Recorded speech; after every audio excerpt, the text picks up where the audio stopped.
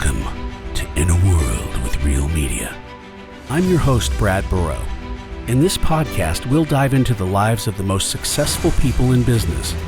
We'll learn how they overcame adversity, took advantage of opportunities, and learned from their experiences. Learn from our experts, get inspired, then go live your story. It's In a World with Real Media. Hello and welcome to the In a World with Real Media podcast. I'm Brad Burrow and I have a very special guest today, Mitch Case. Mitch, thanks for joining us. I really appreciate it. Now, what you do, I want to get into what you do. It's Mitch has a very, very interesting company. It's called More Than a Meal. Yep. And also doing some basketball stuff that I want to talk about. Okay. We love sports here. But Mitch, I want to hear about More Than a Meal and kind of why you started it, and just give me and the listeners a little bit of a kind of 411 on you as a person, why you started this company, and where you are. Yeah, let me just kind of start from the beginning in my background a little bit. So found I was good at math and science pretty early and ultimately went down the path of being an engineer without paying much attention to the lifestyle of an engineer. Math and science, Math and science, yeah. I mean, I'm still a sucker for like Bill Nye. Put me in there and I can watch Bill Nye for a long, long time. But always really excelled at math and science. So engineering kind of seemed like one of those ways to go. Somebody showed me once how much an engineer can potentially make, and let's do this. So went to school for that, graduated with a mechanical engineering degree, moved to Kansas City, started working for a manufacturing plant where I got a little bit of a taste of being an engineer, and that's when I realized, I don't want to be an engineer. Is that right? Oh, my goodness. Yeah, well, I mean, just sitting behind a computer screen and what it takes to be so detail-oriented to be an engineer was just something that I didn't really take into account. And fortunately, I was able to find an organization that sold a piece of equipment that we manufactured, and that's when I really started to find my entrepreneurial journey was through being thrown into this world of 100% commission sales where you got to get creative, you got to go out and compete, and you got to get really good at building relationships. And fortunately, that's a space where I really found that I thrived, which is very transferable to building a business. So ultimately, I'm going to shorten my story up as much as I possibly can, but I did engineering sales for about 9 years, had a lot of success in that, and ultimately quit that job to go after something I was much more passionate and purposeful driven, which also allowed me to be a more present husband and father. And that's nothing against the company that I previously worked with. It was a hustle culture over there. My priorities changed once I started having children, and I needed to make a change from a personal standpoint while also fulfilling some things that I wanted to do in my life. And I remember my wife kind of, as we were toying around with this idea of walking away from this comfortable salary job that we were getting paid very well to not taking a paycheck for a couple of years. And it was just a really simple question of if you look back in 20 years and you didn't do this, would you regret it? And it was just too easy of an answer for me. So we decided to kind of get all of our eggs in one basket and jump out of the airplane and try and put the parachute together on the way down. So the way that we started our company was just through our own experience. So More Than a Meal is really driven from us having a traumatic experience with our firstborn son where my wife developed preeclampsia and had a C-section. We rushed into the ER, found that she had blood pressure was like 200 over 100, and they were like, this baby's got to get out. So just really unexpected, long-term recovery type scenario for several months after he was born. And we were blessed to have some friends that not only brought meals for us at the beginning when we got home, but 3-4 months down the road when I was back at work, sleep deprivation was in full swing. Wife's still recovering from not only the high blood pressure, but also the major abdominal surgery. And that meal was just so empowering for us that we knew we needed to go and do this for other people. And we started as a side hobby project, and it just kind of grew into what it is today. Yeah. So you've said several things that I want to key in on. One, being an entrepreneur. I mean, not everybody's cut out to take a risk like that. Did you have any idea when you said, okay, you had that 20 years from now, I don't want to regret this, but did you have any idea what you were actually jumping into? Yes and You're no. laughing. Yes and no. I tell a lot of people now, I knew the physical work that it was going to take. Mm-hmm. I know I'm going to have some late nights. I know that I'm going to be grinding for a while to do this, and put hard work in front of me, and I'll go out and accomplish that. The mental side of it slapped me across the face. Yeah. From somebody that always put a lot of self-worth on the amount of money that I brought into our family, not being able to do those things for my young children who are now 5.5, 2.5, and 1. My younger kids have never been on an airplane. My oldest has been on an airplane once. That was something that we got to do a lot when I was doing my other side, was going on fun trips, seeing the beach, wanting to go to Disney World before my son turned 5. Yeah. I don't get to do that stuff for them. And, those are big, big milestones, but we're even in a position like today where, you know what, hey buddy, we can't go get ice cream today because it's not in the budget right now. We got to hold back. So that part has been a struggle for me from the mental side of, and it's something I tell myself occasionally of like, I'm not being good enough because I'm not providing this. But fortunately, I've got a spouse that will kick me in the butt sometimes and say, listen, you're exactly where you need to be, and all that we require of you is being present and unconditional love. And I will say I got a little personal story. So I told my son we can't go get ice cream, and he knows that we're building something. He always calls it more than a meal. He wants to go build a more than a meal. He's 5.5? He's 5.5. Wow. And told him we couldn't go get ice cream. He said, well, what if I go and make some money? Can we go get ice cream? And I was like, yes, sir. And he decided it was like 6 o'clock at night. He wanted ice cream bad. 6 o'clock at night, he's like, I'm going to go put a hot chocolate stand in the driveway and sell it to our neighbors. And so we text all of our neighbors. I run out to Hy-Vee, spend way more money on the hot chocolate stuff than he actually made. But he came up with this idea on his own of, look, if I can't get it from you, I'm going to go and create it. And that was a really big, proud dad moment in the sense of, although I can't provide everything for him right now, he's ready to hustle. Yeah, that's awesome.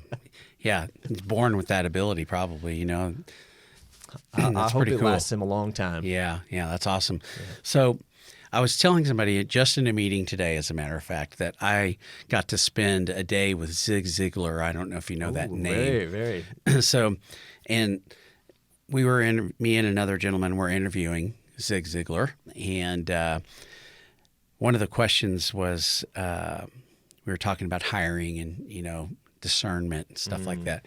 And Zig said that when I did all the hiring myself, my rate of being right was 40 to 50% of the time. And he's like, that just wasn't good enough. So he brought the redhead in, which was his wife. Yep.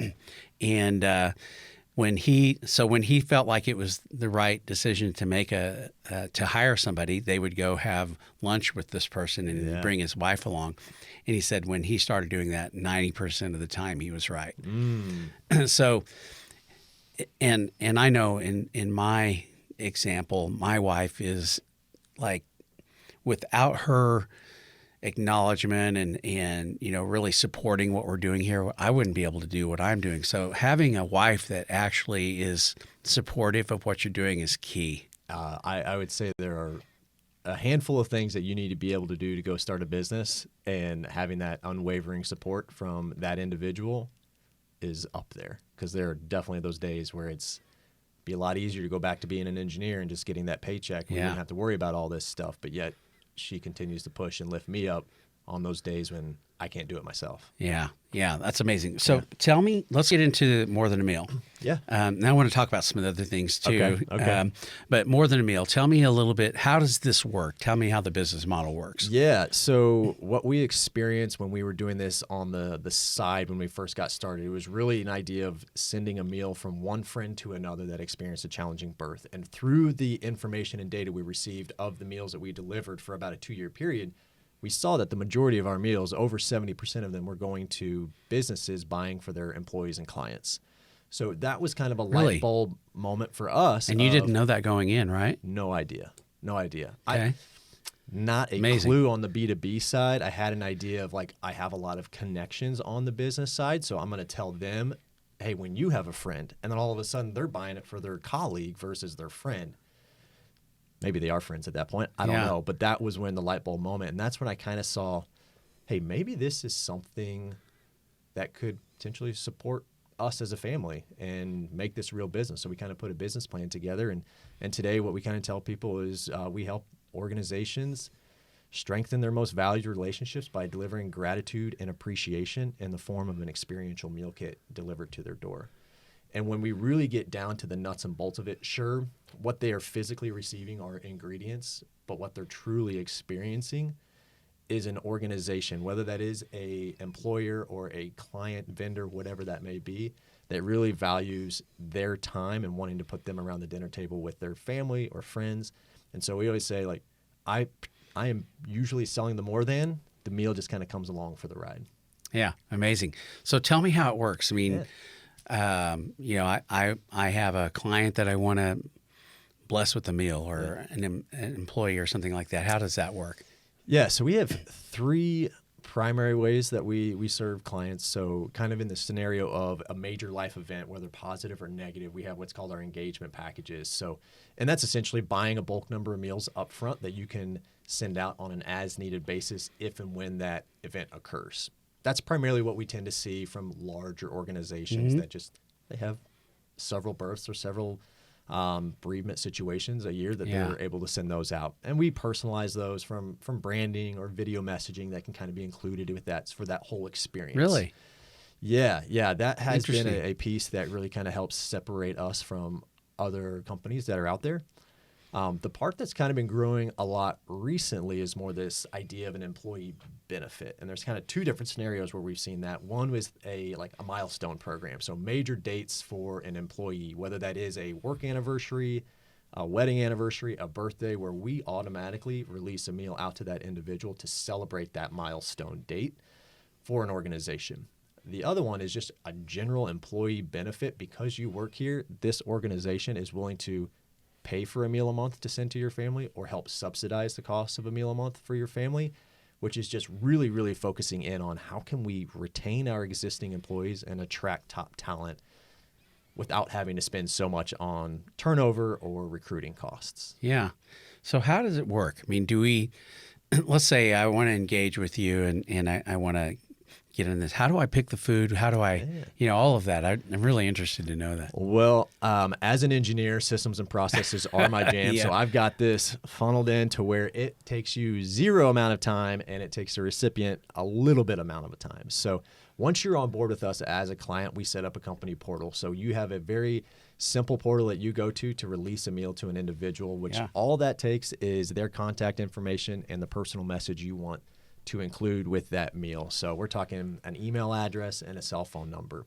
You don't have to worry about what do they prefer to eat, what dietary preferences do they have, where do they want this to, and when do they want it. There's so much that goes into coordination that companies have previously been having to coordinate. So we want to make it as easy as possible so you don't have to hire somebody else to even manage this. It's just a very quick system that we put together there. Once that is released, that recipient receives a text message and an email from us saying, Brad has sent you more than a meal. Click here to schedule your meal. And at that point, that's when they go in. They'll maybe see some branding depending on what packages have been purchased. And then they go in and they select the type of meal that they want. They select when it gets delivered, because oftentimes, especially in moments of tragedy, they're inundated. They're not even around. Yeah. You can't just send food to a doorstep, otherwise it'll just spoil. So we let them say, you know what, actually I've got food set for 2 or 3 weeks, but after that 3rd week, I could use some help. And I argue that that's even more impactful, because now they're left alone with their thoughts and their feelings. And now family and friends have kind of moved on. Yeah. And they're in this situation. So that meal can be even more impactful in that moment. And then they also confirm the delivery address that they want it to go to. And then we keep you as the sender or the buyer in the loop the entire process from, hey, we received your meal request to release it. They've scheduled it for this date, and it's been delivered, so that you know what's going on through that entire process. Yeah, that's awesome. So my mind immediately goes to the logistics of how this all works. I mean, mine too. you being an engineer, I mean, and the process of that, I mean, there's a lot that's, so you've got an IT back end probably on your website, right? That's, I mean, did you have to bring in programmers to build that whole thing? Not with the websites we've used. We've been pretty good at the drag and drop scenarios. So, and that works from a technology standpoint? Yes. So there's a program that we use that has, it's called Zoho is what we use right now. Oh, yeah. They have a workflow side of things where I can connect different applications. And because of my systems and processes, I can kind of see the workflow and connect the dots. And you're uniquely qualified for this, aren't you? I'm dangerous enough. I'm always really nervous. Like when we get to that point where I really do need to hire that developer. Yes. I'm like, you're going to get to see inside my brain. And they probably had they could have gotten there in 2 or 3 steps, and I took 15 to get there. So I'm always a little bit self-conscious if and when that day comes that I got to hand that off and say, hey, develop this based off of what I've done. They're going to be like, what in the world were you doing? Because you're going to have to think about that from a scaling standpoint, Absolutely. right? I mean, this idea could be scaled very easily. Well, Yeah. I don't want to say easily, but it is scalable. It is scalable. We've talked about some of the bigger challenges that we do have is obviously when you're dealing with food that has the potential to spoil, it's very time sensitive. Yeah. And we're also sending raw ingredients, which have to be kept at a certain degree or lower. Otherwise, we're at risk of health code violations and that kind of stuff. So very sensitive in regards to that. And the challenge that we have right now from scaling fully nationwide without throwing a meal on an airplane, which almost doubles or triples our cost, we got to get different kitchens across the nation. So my next hurdle as we continue to grow and expand is how do I receive an order from New York that's going to go and be delivered in Dallas and make sure that doesn't get prepared in our Kansas City kitchen because I can't get it to Dallas on time. It needs to go to our Dallas kitchen. That's the part where I start going all right, that's when we're going to have to find that developer because I can't put those puzzles together. So there's so many questions I have about this whole thing. So you got to tell me I don't want to give away the secret sauce here. I don't have a lot No to pun hide. intended. I've also realized there are a ton of food analogies in the business community where I say it and I'm like, I really didn't mean that in a pun, but we say this all the time. Yeah. The secret sauce. Yeah. Absolutely. So do you have a kitchen here in town? How is the food actually prepared? Yeah. I mean, of course, we have a health code regulation that we're have standards on that we have to meet. So we've got a kitchen in Kansas that we go in and we do all our prepping and chopping. One of the things that kind of helps us is we don't actually cook anything, so we don't have to have all the stovetops, the fire suppressant, or exhaust, and all that kind of stuff. So it helps us stay pretty lean when it comes to kitchen use. But yeah, we absolutely have a commercial kitchen that we utilize. And when we first got started, now that I can say that we're not doing this anymore, we first got started, this was all happening in the old Case family kitchen. Oh, man. Below the radar for a long while. But once we kind of made that switch to more of a B2B approach, the conversation of where these being prepared came up fairly often. And that was the idea that we need to go find a partner to make this work. So you have a partner that actually does that for you? Partner in the sense that we need a kitchen, and we've been blessed to partner with a small family-owned catering business that allows us to use their kitchen and their staff. So we kind of contract them out, but it is our time that we're using their kitchen. You're going to grow out of that situation at some point, don't you think? That is the goal. Yeah. But we still have had a lot of leaps and bounds because of what they did, and I tend to be a pretty loyal person, so we'll figure out ways to make sure that we can maintain that and grow beyond that as well. Yeah, that makes sense. So what are some of the challenges? Any entrepreneur that's starting a business, especially, you're kind of something new. Maybe it's new to me. I don't know of any services quite like yours. You probably do know of competitors, but you're building from the ground up a service like this. What are some of the challenges that you've had to overcome and maybe are going to have to overcome? Yeah. Brand awareness, I feel like I've told everybody in this planet about our company, and yet nobody knows about our company. Yes. So, the continuous brand awareness aspect of it, when people hear what we do, for the most part, they understand it. I will say there is a difference between understanding it and getting it. And what we've realized over the last 6 months, we started actually sending meals to individuals that, we're on the cusp, and we wanted them to actually get it versus we understand what you do. So that's been a really big hurdle for us. Is like as a marketing Yeah. ploy. I mean, it is now a part of our marketing plan that we have a certain number of meals per month that will go out to individuals that we see just need to get over the hump a little bit. And every time they receive those things, I don't know why, for whatever reason, they get them on the days that they are just drained and there's nothing left to give. And they have our meal and they throw it in. They're like, that couldn't have planned it better. I get it. I get it. Because it is for those moments that you just have nothing else. It's, I don't have all the ingredients at home to cook something. I don't want to go out and get another cheeseburger. I'm going from one soccer practice to the next. And all of a sudden, this simple meal that was provided from an employer or a client now forces you to slow down and eat dinner with your family at the dinner table in community together. It's fun to watch that. But answering your question before, like, the brand awareness side is incredibly challenging. I know that's my biggest focus right now. And, you know, as every startup will probably say, like, capital, like, lack of funds doesn't let us get to where we want to be when I know we have something that can truly help from a retention and attraction standpoint. We just got to get the quantities up so that then we can have the right people on the right bus to then go and do some bigger and amazing things with the company than I can probably ever dream of. Yeah. You know, I would think about stay-at-home workers, you know, that, I mean, a lot of people working from home. This feels like something perfect for that situation. I think of that from a hiring perspective. Yeah. There's a lot of, parents that, stay-at-home parents.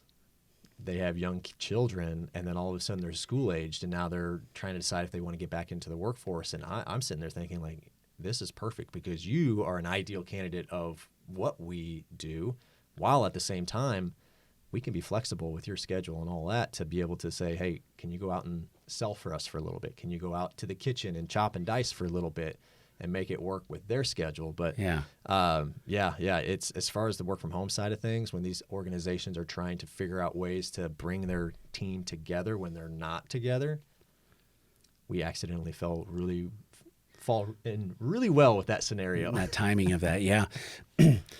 How do you decide what food it goes that you offer in the meals? I have a lot of people ask me that. I'm like, yeah, I bet you're asking. If it tastes good, let's give it a shot. Yeah. A lot of our meals, we don't claim to be, hey, your employees are going to eat healthy because our meals are the healthiest meals that they can go out and get. Now, there are going to be healthier options, but we also argue that our meals are more of a holistic health scenario where it's not necessarily about having like clean, lean food that you put in your body, although we have that. Sometimes it's just about taking the stress of dinner off. Sometimes it's just about, I haven't seen my family in 3 days. Like, let's just sit at the table. And some days, all you want to do is eat your feelings. And we've got those meals too. Comfort food. Yeah. So the first few meals that we started off, we just Googled a few that we thought were pretty tasty and put them out there, and it went.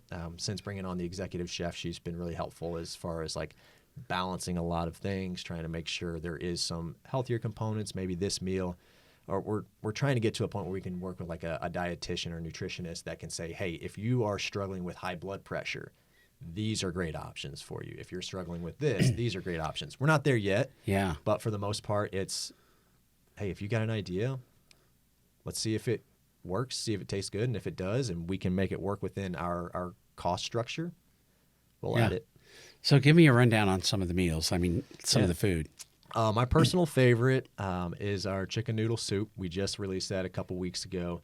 But all the way from a pulled pork sandwich to chicken tacos to salsa verde chicken, and then some like quinoa. So I didn't have lunch, so you're killing me right now. Yeah. I mean, we feed enough. I mean, each of those meal kits come with enough to feed 5 adults. So is that we're right? Always rocking leftovers the next day. And I will argue, and I will on my deathbed argue that chili and soups are better day 2 than day 1. I agree with that, by the way. That is so right. It really is. So we even have like the complex inside the house. It's like, should we cook the chicken noodle soup tonight and then eat it tomorrow?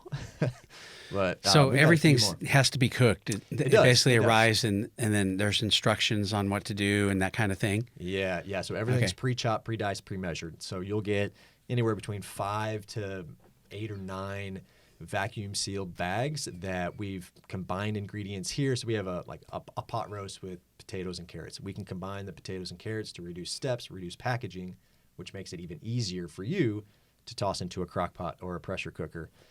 So we always kind of literally talk about our prep time is less than 5 minutes. And I have made many of our meals with a baby in my arms, making sure that it was as simple as possible. Yeah. Testing. Mark it up to engineering, a little R&D. Oh yeah, engineering. Yeah, there you go. Well, that's really interesting. So you get the meal, and then you prepare it, and it'll feed 5 people. Now, the next question I have is, what's the average, cost? So say I would want to do that for our client or an employee. What's the average cost? Yeah, so our meals vary anywhere between 55 per meal kit to 70 per meal kit, and that just varies based off of quantity, frequency, branding that kind of comes inside. We've even got some companies that want to throw a little bit of swag inside there, so we have custom pricing along with that. And they send you that to put into the meals, Yeah, huh? we just got done sending some out with a there's a company called Operation Barbecue Relief. Yeah. They'll go down to like disaster areas. Yeah. They wanted to throw in the barbecue cookbook that they created. So we tossed that on top of the meals. Very cool. And you want to talk about getting hungry, open that book up. Oh, I bet, yeah. That'll get you going. But yeah, so $55 to $70. So you're looking at anywhere between $11 to $14 per plate that arrives. So very comparable reasonable, to going out and grabbing a burrito or something along those lines. I mean, you can't go out to a fast food restaurant now, and it's hard to spend $10. We Pretty got a easy. Happy Meal the other day for a little over $7, and I was like, man, Yeah. my kid's not going to eat more than 3 bites of this cheeseburger. Yeah, that's right. That's exactly right. It is very comparable, but what we've recognized that even as I'm trying to sit here through the marketing perspective, I don't want to be misleading. So I tell people our meals cost $55 to $70. A lot of consumers are educated through other meal kits that it's a cost per serving, a cost per plate. So when they see 55 to 70, they freak out. This is too expensive. But then when we break it down to $11 to $14 per plate, they're like, oh, it's literally the same cost. Yeah. But it's how they've done it. So we kind of reframed how we talk about plates, servings, kits, all that kind of stuff. I mean, if you take your family out to eat at Chipotle or someplace like that, I've got teenage boys. I'm going to spend that much money easy for three or four meals. Yeah. I mean, I don't know if you knew this, but I wrapped burritos in college at Chipotle. Oh, is that right? No, I did not know that. Yeah. I was a pretty good rapper, not on the music Get side all of that things, stuff into. I was very proud to say that occasionally when the tough burrito would come down the line, they'd holler at me and say, "Hey, come in here and do this." And other times I'm like, "Well, you got too much stuff on your burrito, so we're gonna get rid of it." But I mean, the saying goes like, "Guac is extra." When you throw extras onto that stuff, you're immediately talking $11, $12. Yes. To do that. So yeah, there's reasons why we price it at a certain price point so that we can be competitive in that space. But you got shipping on top of that too. I have shipping that kills me. Yep. Yeah. Yep. So we're one of the things we want to do is get our quantities up so we can reduce the cost of shipping overall. But it is. I mean, it's an expensive piece of that. So when we start talking about the convenience factor, and one of the reasons we saw that the B2B model is more the direction we're going to go is that companies are willing to pay for the convenience versus a consumer has an idea of how much food costs, and maybe they're not always willing or thinking about the convenience factor that it creates, and they opt out to go that way. And the company's writing that expense off too. That's a Absolutely. big deal. Yep. There are some tax laws that come into that where we recognize that we have to split out our individual ingredients. They aren't actually a tax write-off, the food itself, but the delivery costs, the packaging, all that kind of stuff that go into that is fully a full write-off. For the companies that are using your service? Yeah. So do you give them reports from that standpoint? Not yet. I don't think we're at that point. Yeah. But when we get there and it does start making a difference, like most of our companies, they're buying a couple $1,000s worth of meals at a time. But when we start landing some of these bigger clients that we've got in the hopper, and you start talking hundreds of meals, thousands of meals, that can start making a pretty big dent. Yeah. So are you thinking scalable like that right now. I mean, as an engineer, 100%. it's like you've got to be working through to get to that level, Yeah. to be able to deliver.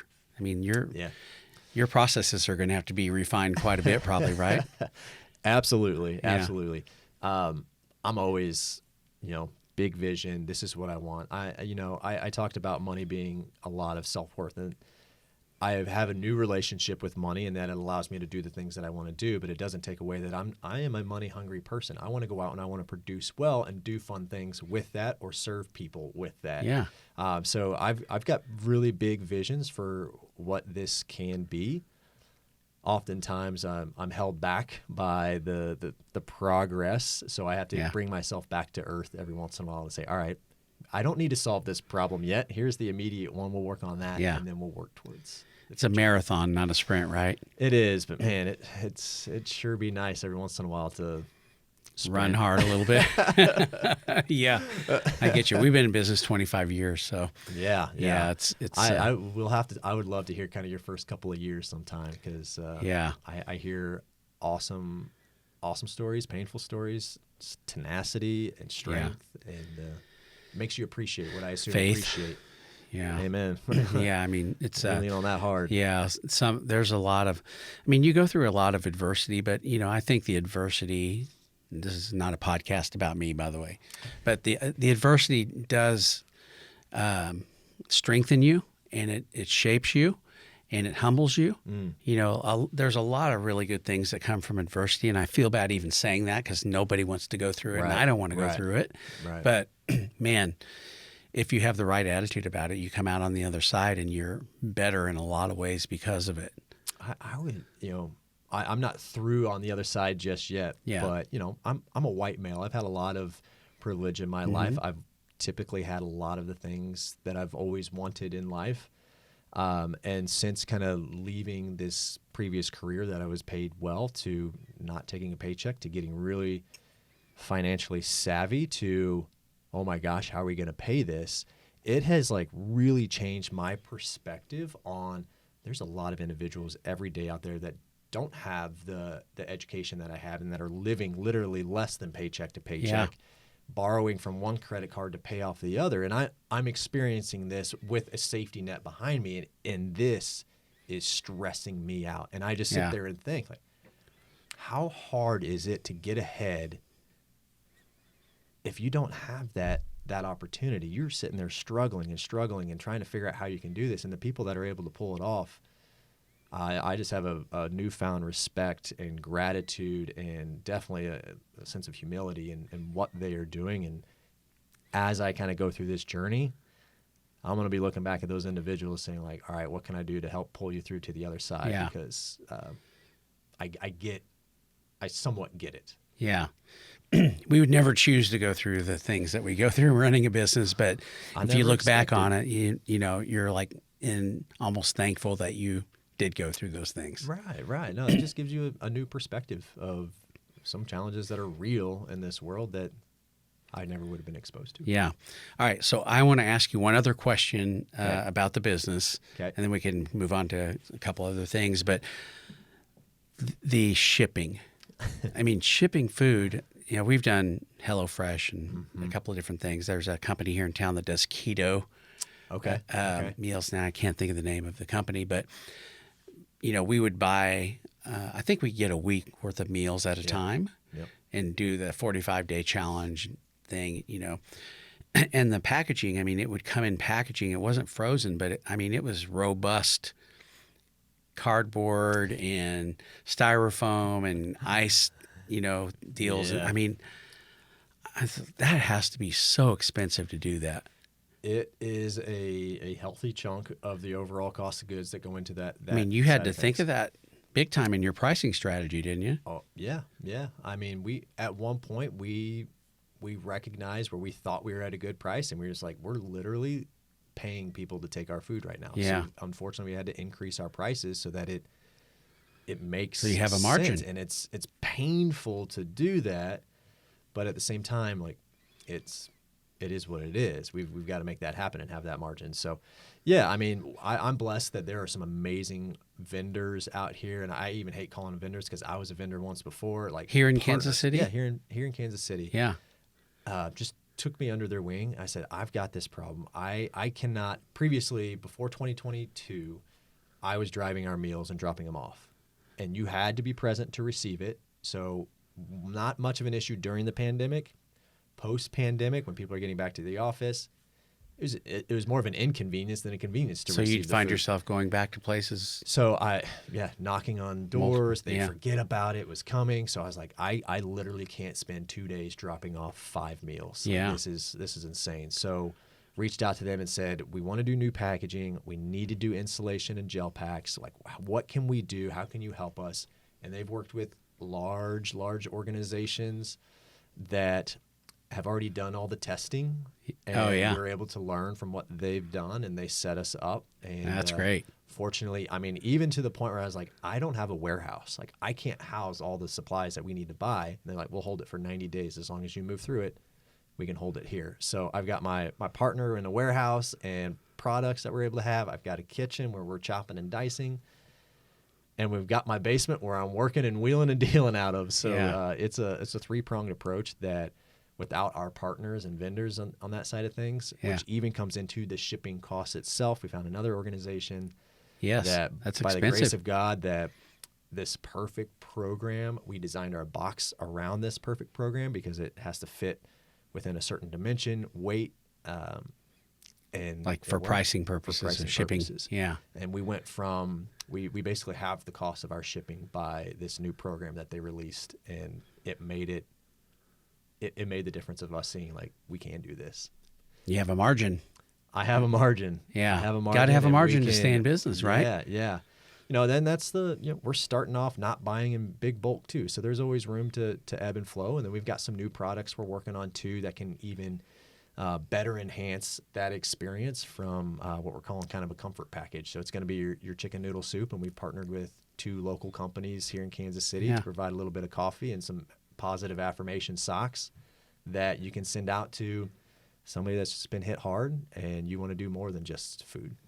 My feet are cold right now, so I'll have to order some of those from you. We got a good partnership for you. Yeah, that's awesome. Well, that's great. I'm glad you're thinking that way. So, it's More Than a Meal, and the website is morethanAmeal.com. MorethanAmealco.com. More Than a Meal Co. Yes, make sure I get that right. So how would somebody engage? What would they do?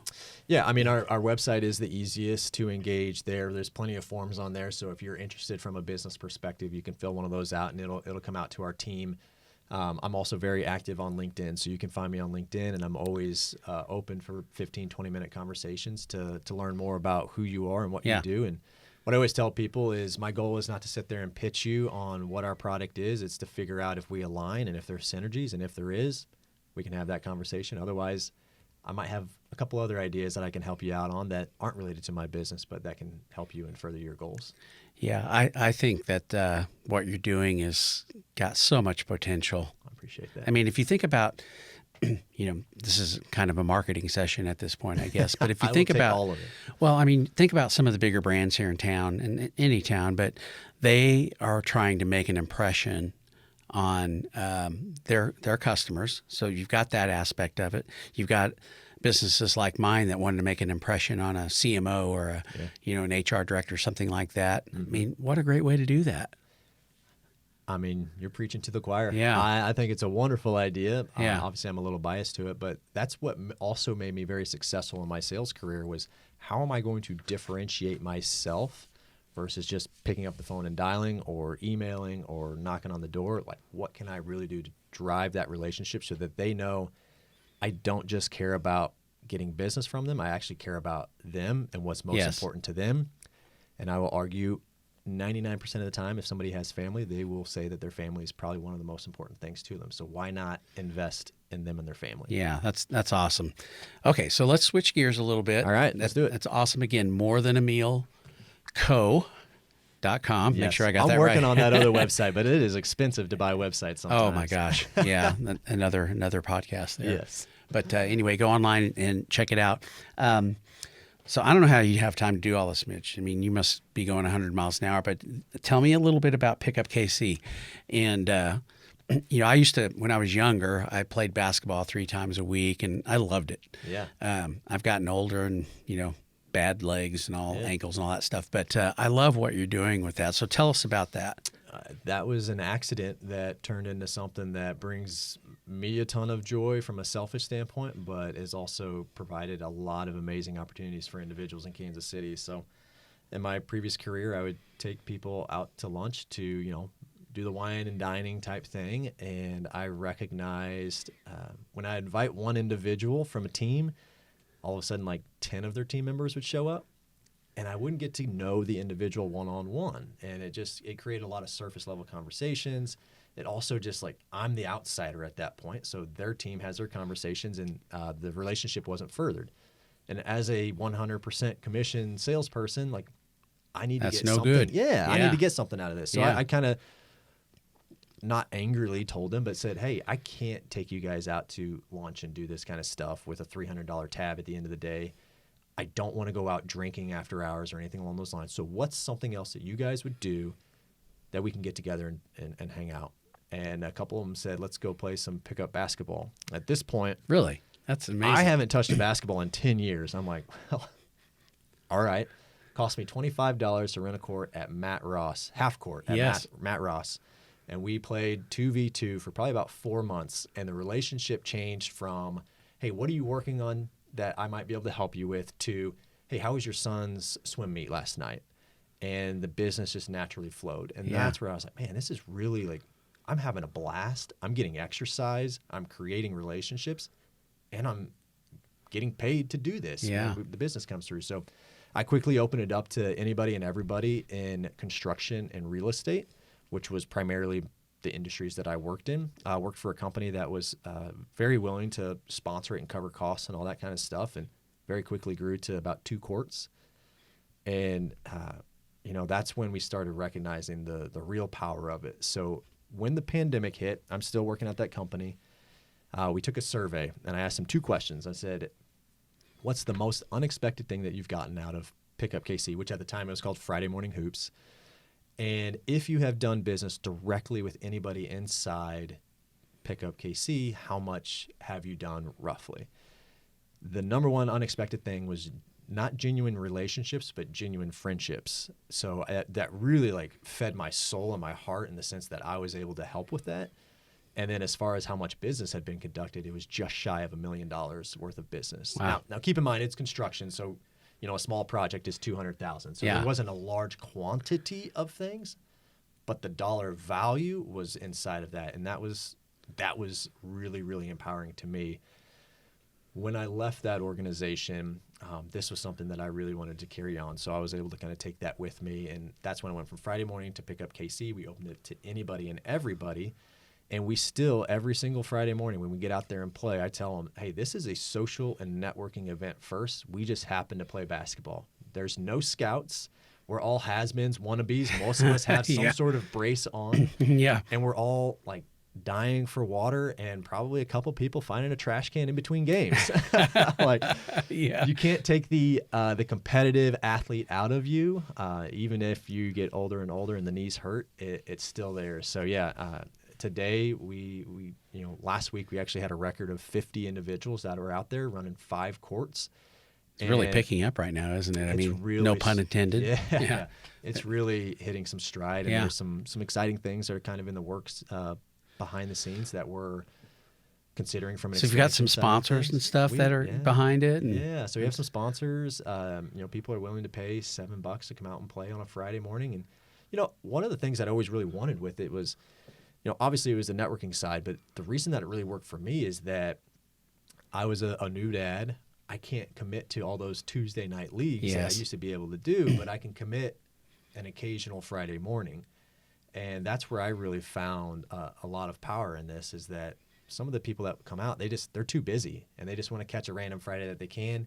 One of the best things I did was partner with a good friend of mine, Luke Wade, who owns KC Crew. So we get to utilize Hy-Vee Arena because they work out of there. So we have early access to it. We have relationships that they've already built and systems that we get to just kind of leverage. And then I get to go out there and create and build a community. And now, it's grown more than I ever thought it would. mean, that could be scaled. I mean, you could do that in other cities and stuff, I guess, if you wanted to, huh? I don't want to tell you too much. Yeah. Okay. We'll keep that. I stay we'll keep focused on certain things, Yeah. but there's definitely some stuff in the air right The now. opportunities are there. Yeah. How would somebody get involved in that? Let's say I wanted to come and play. Yeah. Again, finding me on LinkedIn is a way, but I always redirect everybody to go to the website, pickupkc.com. Okay. Yep. You can get signed up there. Pickupkc.com. Yeah. Well, let's go ahead and wrap up. I really appreciate what you're doing. I mean, you're a true entrepreneur, and that's pretty cool. Yeah. I appreciate that as much as it can be painful on days. Yeah. I'm grateful to have the opportunity to do what we get to do. Yeah. Well, good luck with everything moving forward. I think there's a lot of great upside in what you're doing. Thank you. I really appreciate And if somebody was going to just refer them to the website. Yeah, basically. refer them to the website. That would be ideal. Otherwise, just find me on LinkedIn and we can go. Tell us your LinkedIn. Do you know that your LinkedIn address? Just Mitch Case. I think it's just Mitch Case. Yeah. They can find you. Yeah. Find you I there. don't know the actual link to that, but Okay. I'll be out there. All right, so we're at the end here, and now is your opportunity to audition as a voice talent. And so what we need you to do is do the In a World with Real Media. And I'll just give you a quick tip. You just got to get really close. Okay. And you got to do it in that low movie voice. That so deep. In a World. So there you go. In a World with Real Media. Wow, that was pretty good. All right. All right, that's Mitch Case. I Thanks love for it. joining us, Thank you Mitch. so I much, really Brad. appreciate it. I love this. It's the In a World with Real Media podcast, and be sure to share this. Hopefully, you'll share it too. But Of course. if you're listening, share it on your profiles, on all of your social media profiles, and if you know anybody who'd like to be on our podcast, let me know. I'm on LinkedIn too. I So, got some people for you. all right, awesome. Thank you, guys. Thank you. This has been In a World with Real Media. Thanks for joining us, and be sure to subscribe on iTunes and follow Real Media on Facebook, Instagram, and LinkedIn so you never miss an episode.